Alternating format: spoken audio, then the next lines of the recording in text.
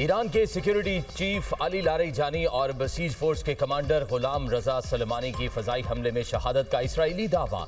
Israeli वजीर आजम Netanyahu का कहना है, हमने अली लारीजानी को खत्म कर दिया। ये इकदाम ईरानी अवाम को हुकूमत के खिलाफ खड़ा होने का मौका फराहम करेगा। इसराइली वजीर दिफा इसराइल कार्ड्स का कहना है कि फौज ईरानी क़यादत का ताक़ुब जारी रखेगी। इसराइली मीडिया के मुताबिक अली लारीजानी पर हमला उस वक्त किया गया जब वो अपने बेटे के साथ खुफिया अपार्टमेंट में मौजूद थे। ईरान के बासर रहनुमा अली लारीजानी को आखिरी बार 13 मार्च को तेहरान में यौमुल कुद्स की रैली के दौरान देखा गया था। ईरानी मीडिया की अली लारीजानी के शहीद होने की तरदीद। अली लारीजानी के सोशल मीडिया अकाउंट्स पर बगैर वक्त और तारीख के हाथ से लिखा पैगाम शेयर। ईरानी बहरिया के शोहदा को खिराज अकीदत पेश। पोस्ट में कहा गया, कुर्बानियों से मुसल्लह अफवाज के ढांचे को मजीद मजबूती मिलेगी। ईरान अपनी खुद मुख्तारी के दिफा के लिए हर कीमत अदा करेगा। ईरान के सरकारी टीवी पर गुलाम रजा सलेमानी का पैगाम नशर। अवाम से शोहदा के जनाजे में शिरकत की अपील।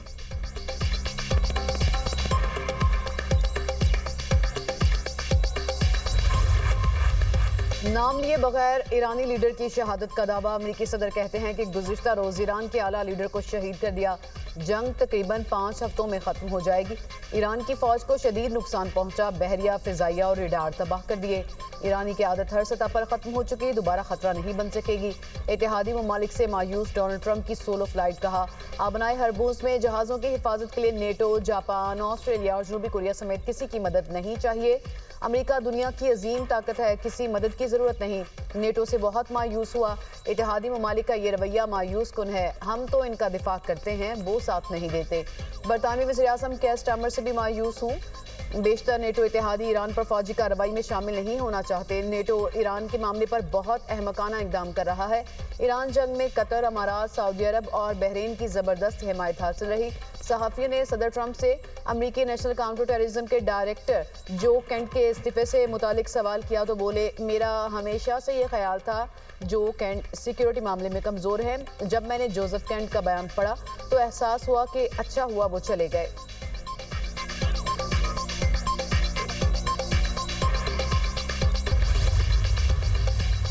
ईरान जंग पर इत्तेहादियों के बाद आला अमरीकी ओहदेदार भी ट्रंप का साथ छोड़ने लगे। इख्तलाफात के बायस अमरीकी इंसदाद दहशतगर्दी मरकज के director Joseph Kent Mustafi Trump को लिखे गए खत में कहा, अमरीका को ईरान से फौरी खतरा नहीं था। अमरीकी मीडिया और इसराइली हुकाम ने गलत मालूमात फैलाई। अमरीका ने यह जंग इसराइल और उसके ताकतवर अमरीकी लॉबी के दबाव पर शुरू की। आने वाली नस्ल को ऐसी जंग में भेजने की हिमायत नहीं कर सकता। इस जंग का अमरीकी अवाम के लिए कोई फायदा नहीं। उन्होंने सदर ट्रंप को मुखातिब करते हुए कहा, दुआ है आप ईरान में मौजूदा कार्रवाइयों और उनके मकासद पर गौर करें। वक्त है जुर्रतमंदाना फैसला किया जाए। आप रास्ता बदलकर मुल्क के लिए नई समत मुतय्यन कर सकते हैं। दूसरी सूरत में हम जवाल और इंतशार की तरफ जाएंगे। ईरानी सुप्रीम लीडर ने 2 ममालिक की सालसी तजावीज़ मुस्तरद कर दी। बरतानवी खबर एजेंसी के मुताबिक सीनियर ईरानी ओहदेदार ने बताया, नए सुप्रीम लीडर ने खारजा पॉलिसी सेशन में इन तजावीज़ को मुस्तरद किया। पहले खारजा पॉलिसी इजलास में मुश्तबा खामनाई ने कहा, यह वक्त अमन का नहीं, अमरीका और इसराइल को शिकस्त देना होगी। अमरीका इसराइल को ईरान के नुकसानात का हर्जाना अदा करना होगा। ईरानी फोर्सेस का तकब्बुर करने वालों की कमर गलियों और चौराहों में तोड़ने का ऐलान। ईरानी पासदारान इनकलाब ने हमलों का नया और शदीद मरहला शुरू कर दिया। ईरानी कमांडर कहते हैं कि अमरीकी और इसराइली ठिकानों पर शदीद हमले किए। खित्ते में मिसाइल्स और ड्रोन्स के जरिए कार्रवाइयाँ जारी हैं। ईरानी मीडिया के मुताबिक ईरान के सीनियर इंटेलिजेंस ओहदेदार ने बताया कि जंग के पहले हफ्ते में तकरीबन 200 अमरीकी फौजी हलाक और 3000 से ज़ायद जख्मी हुए।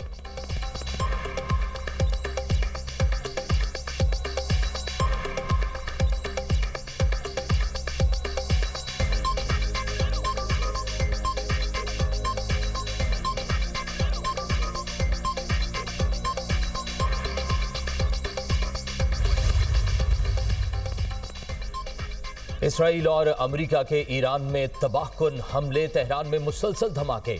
ईरान के कमांड एंड कंट्रोल सिस्टम पर बड़ा हमला करने का इसराइली दावा। हमदान, शिराज, मरकजी और अस्फहान समेत मुल्क के मुख्तलिफ इलाकों में हमले। अराक शहर में घर पर हमले से एक ही खानदान के 4 अफराद शहीद, 3 दिन का नौमौलूद और 2 साल की बच्ची भी शामिल। हिलाल अहमर के मुताबिक अब तक 200 से ज्यादा शहरों को निशाना बनाया गया है। अमेरिका और इसराइली हमलों से 43,000 इमारतें तबाह, 153 मेडिकल सेंटर्स को भी नुकसान।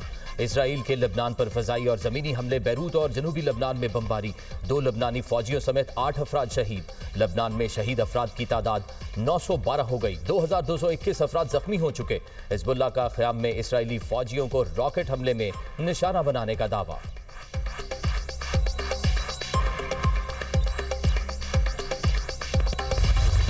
ईरान और मज़ाहमती फोर्सेस के इजरायली और अमरीकी अहदाफ पर हमले। ईरानी फोर्सेस ने पहली बार हाज कासिम मिसाइल दागे, तेल अवीव, नेहारिया और गिलेली में धमाके ड्रोन्स के जरिए इसराइल के साइबर टेक्नोलॉजी और असलहा साज मराकज़ पर हमले का ईरानी दावा। खित्ते में मज़ाहमती फोर्सेस की कार्रवाइयों में भी शिद्दत। इराक़ी दारुल हुकूमत बगदाद में अमरीकी सिफारतखाने पर हमला, इमारत में आग भड़क उठी। अमरीकी फ़ौज और ईरान के हामी गिरोह में झड़पें। मुज़ाहमती तंजीम के ज़रिए इस्तेमाल इमारत पर हमला, 4 अफराद शहीद हो गए। अल कायम में हमला, 8 अफराद जान से गए। अबू धाबी में मिसाइल का मलबा गिरने से पाकिस्तानी शहरी जाम बहक। दोहा में मिसाइल का मलबा गिरने से इंडस्ट्रियल जोन में आग लग गई। कतर के अल अदीद एयरबेस पर भी मिसाइल हमले। कुवैत में 2 अफराद जख्मी। सऊदी अरब, कुवैत और अरब अमारात ने ईरानी मिसाइल्स और ड्रोन्स नकारा बनाने का दावा कर दिया। ट्रंप आबना हरमज के ट्रैप में पुराने दोस्त साथ छोड़ गए। पोलैंड के वजीर आजम ने ईरान जंग में हिस्सा लेने से इनकार कर दिया। कहा, हुकूमत किसी फौजी मुहिम की मंसूबाबंदी नहीं कर रही। यूरोपीय यूनियन की खारजा पॉलिसी की सरबराह काया खलास कहती हैं कि रुकन मुमालिक फिलहाल आबना हरमज तक बहरी मिशन को वुसअत देने के हक में नहीं। ज्यादातर मुल्क जंग में शामिल होने से गुरेजा हैं। यूरोपीय मुमालिक बहरान का हल सिफारती जराए से निकालने की हिमायत करते हैं।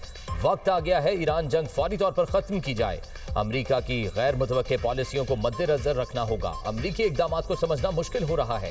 यूरोपीय यूनियन को ईरान के खिलाफ जंग पर एतमाद नहीं लिया गया। बहरा अस्वद में मिलता जुलता मॉडल आबना हरमज में भी इस्तेमाल किया जा सकता है। जनूबी कोरिया का कहना है अमरीकी दरख्वास्त पर फैसला आइन और कवानीन के मुताबिक किया जाएगा।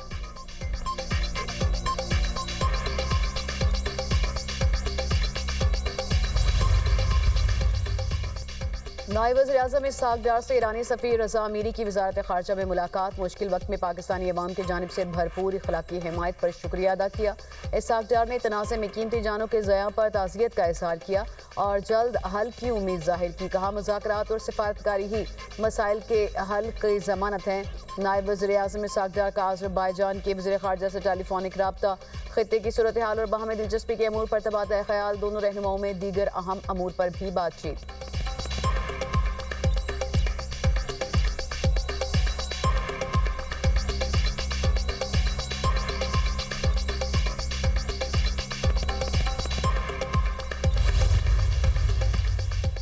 हालात की बेहतरी तक तमाम मुतल्लिका इदारे हंगामी इकदाम के लिए तैयार रहें। वज़ीर आज़म की हिदायत। ईंधन की बचत और किफ़ायत शारी के इकदाम के नफाज पर जायजा इजलास। हुकाम ने बचत के इकदाम पर अमल दरामद से आगाह किया। ब्रीफिंग में कहा गया, तमाम सूरत हाल की निगरानी की जा रही है। पेट्रोलियम मसनूआत का रिकॉर्ड रखा जा रहा है ताकि किसी किस्म की बेकायदगी की फौरी निशानदही हो सके। सरकारी महकमों की तेल की कटौती के मस्बत नताइज सामने आ रहे हैं। बचत के इकदाम से मौजूदा सूरत हाल में अवाम को रिलीफ फराहम करने में मदद मिलेगी। मुल्क की जरूरियात पूरी करने के लिए अद्वियात का मुनासिब जखीरा मौजूद है। वज़ीर आज़म की पेट्रोलियम दरामदात की सप्लाई चेन को बेहतर बनाने के लिए वज़ीर पेट्रोलियम को मजीद मुतहरिक होने की हिदायत।